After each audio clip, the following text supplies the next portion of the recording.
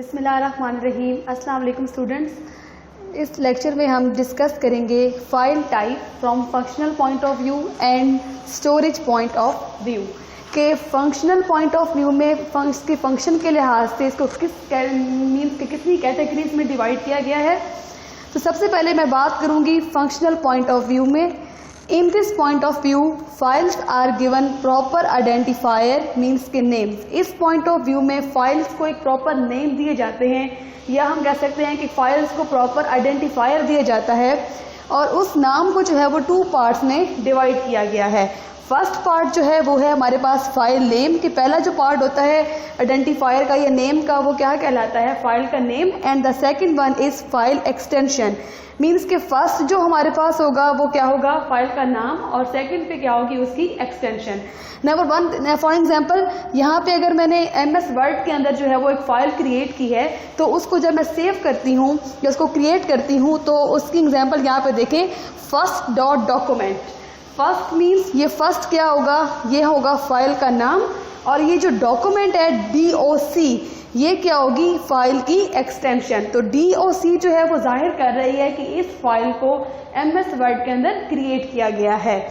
अब हमारे पास जो फाइल का नेम और जो फाइल की एक्सटेंशन होती है उसको डॉट के साथ जो है वो सेपरेट किया जाता है। आपको ये यहाँ पे एक डॉट नजर आ रहा होगा, ये जो डॉट है इसको हम फर्स्ट मीन्स के फर्स्ट क्या था, फाइल का नेम, और जो DOC थी वो क्या थी, एक्सटेंशन मीन्स के फाइल का नेम और उसकी एक्सटेंशन के दरमियान जो है वो हम क्या लगाते हैं, डॉट, जिसको हम इन दोनों को क्या कर देते हैं, सेपरेट। तो डॉक्यूमेंट तो डॉट के साथ जो है वो डॉक्यूमेंट और फर्स्ट को हमने क्या कर दिया, सेपरेट। मीन्स के file name and file extension के दरमियान हम डॉट लगाते हैं जिसके थ्रू हम इन दोनों को क्या कर देते हैं, separate. Then the extension is normally assigned by the software in which the file is created. तो जिस सॉफ्टवेयर में आप फाइल को क्रिएट कर रहे हैं वही सॉफ्टवेयर जो है आपकी फाइल को एक्सटेंशन देती है। फॉर एग्जाम्पल अगर आप MS वर्ड यूज़ कर रहे हैं तो MS वर्ड में आपने कोई फाइल क्रिएट की है तो MS वर्ड जो है वो आपकी फाइल को .doc या .rtf की एक्सटेंशन देगी। इसी तरह अगर आप कोई स्प्रेडशीट में कोई फाइल जो है वो क्रिएट कर रहे हैं तो वो आपको जो है ना वो स्प्रेडशीट की ही एक्सटेंशन प्रोवाइड करेगी, मीन्स के .xls। फॉर एग्जांपल देखें, अगर आप स्प्रेडशीट पे काम कर रहे हैं तो स्प्रेडशीट की आपको जो है वो .xls जो है वो एक्सटेंशन प्रोवाइड कर दी जाती है। तो जिस सॉफ्टवेयर पे आप जो है ना वो काम कर रहे होते हैं, जिस सॉफ्टवेयर पे आपने फाइल क्रिएट की होती है वही सॉफ्टवेयर जो है आपको जो है वो एक्सटेंशन प्रोवाइड करता है। Then functional point of view में हम जो है ना वो दो कैटेगरीज है हमारे पास फाइल की। Number one is program file and number second is data file. Program file की बात करती हैं, a type of file that contains software instructions is called program file. ये फाइल की ऐसी टाइप होती है जो सॉफ्टवेयर की हदायत या सॉफ्टवेयर की इंस्ट्रक्शंस पर मुश्तमिल होती है। मीन्स कि ऐसी फाइल जिसमें सॉफ्टवेयर की क्या पाई जाती है, इंस्ट्रक्शन। या तो हम कह सकते हैं कि एक ऐसी फाइल जिसमें इंस्ट्रक्शंस पाई जाती हैं, या ऐसी फाइल जिसमें इंस्ट्रक्शंस को लिखा जाता है, या एक ऐसी फाइल जिसे प्रोग्रामर्स खुद क्रिएट करते हैं, तो वो क्या कहलाती है, प्रोग्राम फाइल। ठीक है। And for example source files हो गई, आपकी ऑब्जेक्ट फाइल हो गई, एग्जीक्यूटेबल फाइल मींस कि जो आपकी 101 वाली जो फाइल होती है, ये तमाम की तमाम क्या कहलाती है, प्रोग्राम फाइल। कि ऐसी फाइल जिसमें सॉफ्टवेयर की इंस्ट्रक्शंस पाई जाएं वो क्या कहलाती हैं, प्रोग्राम फाइल। फॉर एग्जांपल यहाँ पे आपके पास एग्जाम्पल है max.c। तो मैक्स तो फाइल का नेम है और C जो है वो क्या जाहिर कर रहा है कि यहाँ पे एक C लैंग्वेज का प्रोग्राम जो है वो हमने जो है ना वो क्रिएट किया है। तो मीन्स के आपकी ये मैक्स क्या हो गई, फाइल का नेम, और C क्या हो गई, एक्सटेंशन। तो C यहाँ पे ये जाहिर C जो है आपको मेंशन कर रहा है कि आपने जो प्रोग्राम लिखा है या जो प्रोग्राम राइट किया है उसमें जो इंस्ट्रक्शंस हैं वो किसकी हैं, C लैंग्वेज की। इसी तरह अगर मैं बात करूँ जावा की तो 1.java फाइल का नेम है, मीन्स के 1 जावा फाइल का नेम, एंड जावा है वो क्या है, उसका सॉफ्टवेयर। ये तो हम कह सकते हैं कि ये जो 1.java है इसका मतलब ये है कि हमने कोई जावा का प्रोग्राम जो है वो क्रिएट किया है। तो आप जब कोई फाइल क्रिएट करते हैं तो उसकी एक्सटेंशन जो है वो आपको डिफाइन कर देती है कि ये फाइल किस सॉफ्टवेयर के अंदर या किस प्रोग्राम के अंदर क्रिएट की गई है। And the second is data file. आपको नाम से जाहिर हो रहा है डाटा फाइल मीन्स कि ऐसी फाइल जो डाटा पर मुश्तमिल हो, जिसमें डाटा हो। A type of file that contains data, file की वो टाइप जो मुश्तमिल होती है डाटा पे, उसे हम क्या कहते हैं, data file. Data files are created, data files को क्रिएट किया जाता है by the software being used, कि आप जो सॉफ्टवेयर यूज कर रहे होते हैं उसी सॉफ्टवेयर में ही आप डाटा फाइल्स को क्या करते हैं, क्रिएट करते हैं। Different software store data in data files using different formats, मुख्तलिफ सॉफ्टवेयर जो हैं वो स्टोर करते हैं डाटा को डाटा फाइल्स में डिफरेंट फॉर्मेट्स को यूज करके। और आप जो फाइल्स एक दफ़ा जो है ना वो स्टोर करती हैं, या आप जब स्टूडेंट्स आप जो अपनी फाइल्स को सेव करते हैं, तो जिस सॉफ्टवेयर में आपने फाइल को सेव किया होता है उसी सॉफ्टवेयर में उसको ओपन करते हैं। हम ऐसा भी हो सकता है, पॉसिबिलिटी हो सकती है कि अगर फॉर एग्जांपल कोई सी एक सॉफ्टवेयर में आपने फाइल क्रिएट की और आप किसी दूसरे सॉफ्टवेयर में उसको ओपन करना चाह रहे हैं, तो जिस सेकंड सॉफ्टवेयर में आप उसको ओपन करना चाह रहे हैं अगर वो उस फाइल को सपोर्ट करता है, उस सॉफ्टवेयर को सपोर्ट करता है, तो वो उसको ओपन करेगा, अदरवाइज ये उसी सॉफ्टवेयर में ओपन होगी जिसमें आपने इसको क्रिएट किया था। Some examples of data files and software in which they are created, कुछ यहाँ पे हमारे पास एग्जाम्पल्स हैं जिसमें मैं बताऊंगी कि कौन कौन से सॉफ्टवेयर हैं, उनकी क्या फाइल टाइप है और उनकी क्या एक्सटेंशन है। यहाँ पे देखें हमारे पास सॉफ्टवेयर है वर्ड प्रोसेसर का, मीन्स के MS वर्ड। तो MS वर्ड की जो फाइल की टाइप होती है वो क्या होती है, डॉक्यूमेंट, और उसकी एक्सटेंशन यहाँ पे दो हैं, मैंने आपको यहाँ पे एक्सप्लेन करूंगी, .doc और .rtf। इसी तरह अगर मैं बात करूं स्प्रेडशीट की, तो स्प्रेडशीट की फाइल टाइप जो है वो क्या है, वर्कशीट, और उसकी जो एक्सटेंशन है वो .xls या .wks है। तो अगर मैं बात करती हूँ डेटाबेस सॉफ्टवेयर की, तो डेटाबेस सॉफ्टवेयर के अंदर इसकी जो फाइल टाइप है वो डाटा फाइल है और इसकी एक्सटेंशन है .dat and .dbs। Then the last one is audio software. अगर आपके पास कोई ऑडियो फाइल है तो उसकी जो एक्सटेंशन होती है वो .wav होती है, या MID।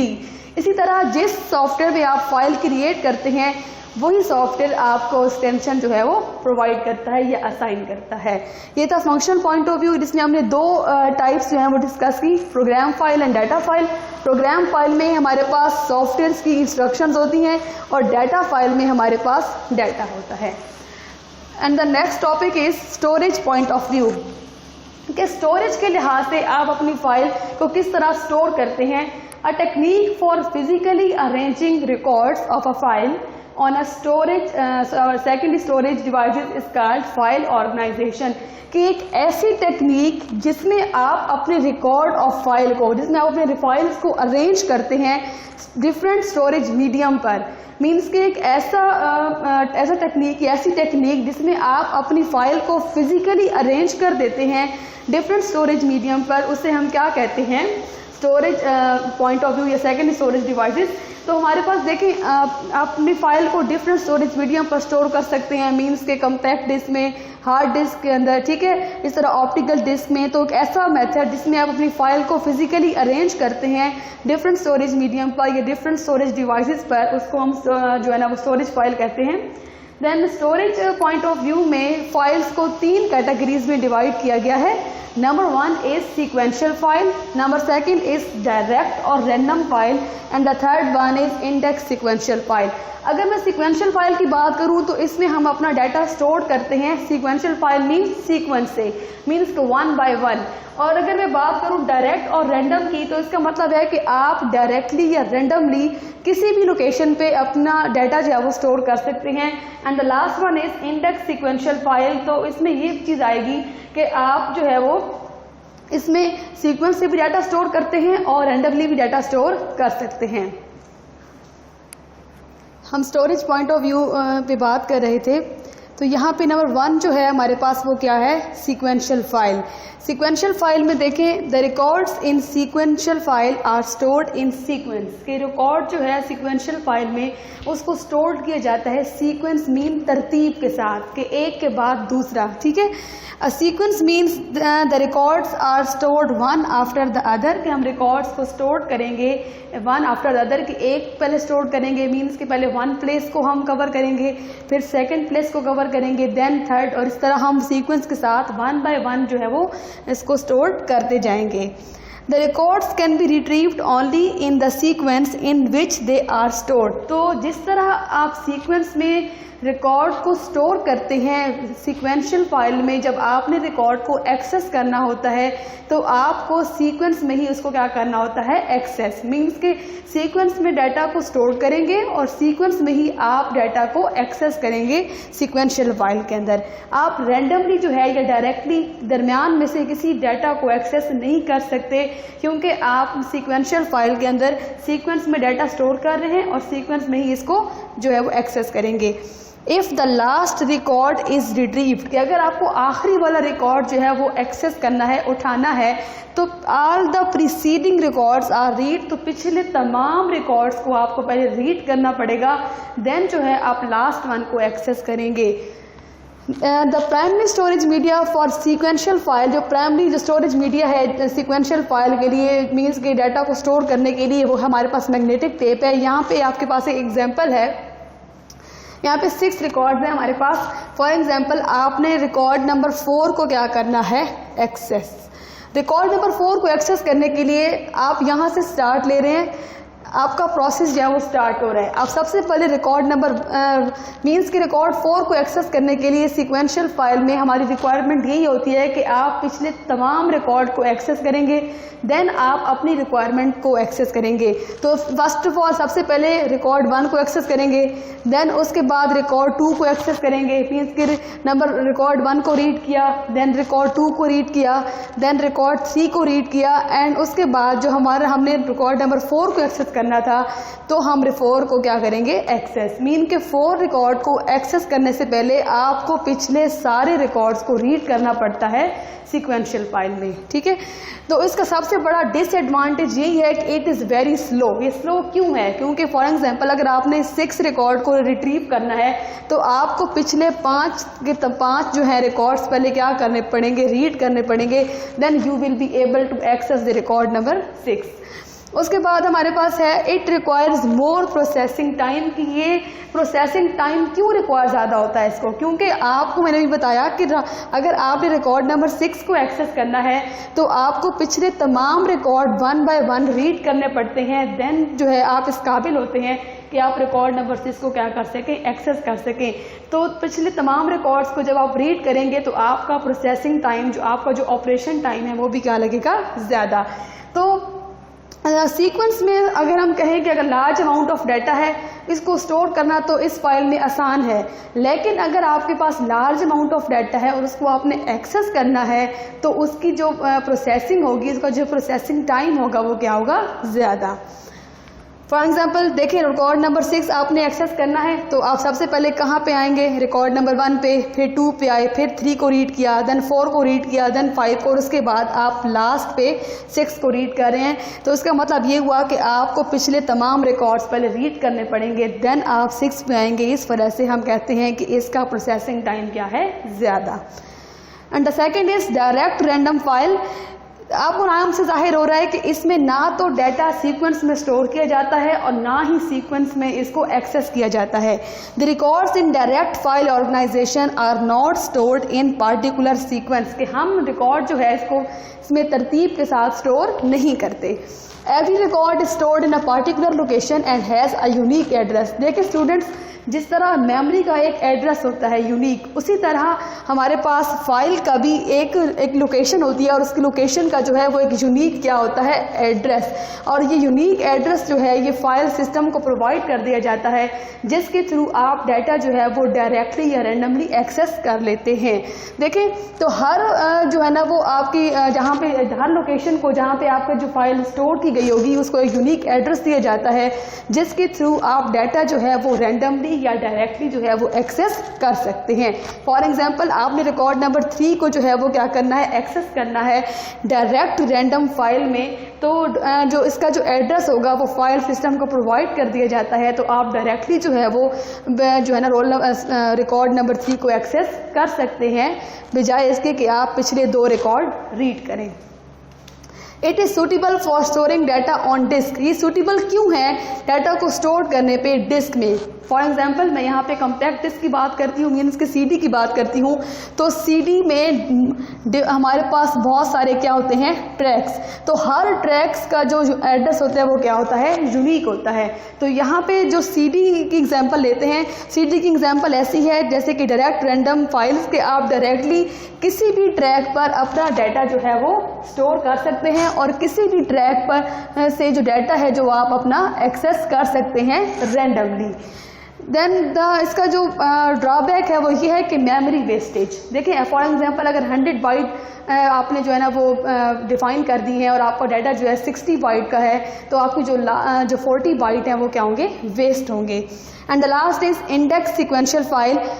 इंडेक्स सीक्वेंशियल फाइल में क्या होता है, the data in this type of file, data जो है इस टाइप ऑफ फाइल में कैन बी एक्सेस, हम डाटा को एक्सेस करते हैं सीक्वेंस में भी और रैंडमली भी, लेकिन ये बेस करता है एक की वैल्यू पे, मीन्स के इसकी एक वैल्यू होती है जिस पे ये बेस करता है। हम कह सकते हैं कि वो इंडेक्स वैल्यू भी है या उसको सिंपल आप कह दें कि की वैल्यू है जिस पे जो है वो ये बेस करता है, जिसके थ्रू आप डाटा जो है वो एक्सेस करते हैं रैंडमली भी और सीक्वेंशियली भी।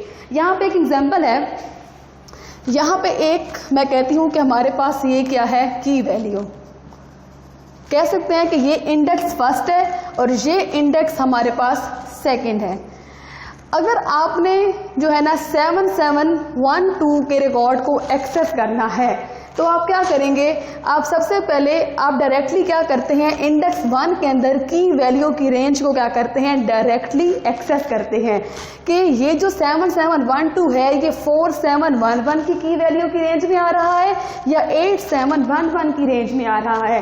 देन जब आप डायरेक्टली एक्सेस कर लेते हैं कि जी 7712 जो है वो 4711 की रेंज में आ रहा है, फिर आप क्या करते हैं, फिर आप सेकंड इंडेक्स में आते हैं, तो उसमें जो है आप जो डायरेक्टली नहीं करते, डायरेक्टली आप फर्स्ट इंडेक्स में करेंगे और सेकंड इंडेक्स में आके आप जो है वो सीक्वेंस के साथ डाटा जो है वो रीड करेंगे। आपने फर्स्ट रिकॉर्ड रीड किया, सेकंड किया, देन थर्ड जो आपकी रिक्वायरमेंट थी उसको आपने क्या कर दिया, एक्सेस। तो देखिए मैंने ये कहा कि इंडेक्स सीक्वेंशियल फाइल में आप डाटा को सीक्वेंस के साथ भी एक्सेस करते हैं और डायरेक्टली। आपने सबसे पहले रेंज का पता लगाया कि किस रेंज में है, तो डायरेक्टली आप कहाँ चले गए, इस रेंज में। देन आपने सेकंड इंडेक्स में जो है वो सीक्वेंस के साथ उसको रीड किया, तो आप अपनी रिक्वायरमेंट के मुताबिक जो डाटा है वो उसको एक्सेस कर लेते हैं। Index refer to the place on a disk where a record stored. Index refer करता है डिस्क के उस प्लेस को जहाँ पे डाटा या जहाँ पे रिकॉर्ड जो हमारा स्टोर्ड हो रहा होता है। Index file is updated whenever a record is added और डिलीटेड। जब आप अपनी रिकॉर्ड को ऐड कर रहे होते हैं या डिलीट कर रहे होते हैं तो आप इंडेक्स फाइल को जो है वो अपडेट करते हैं।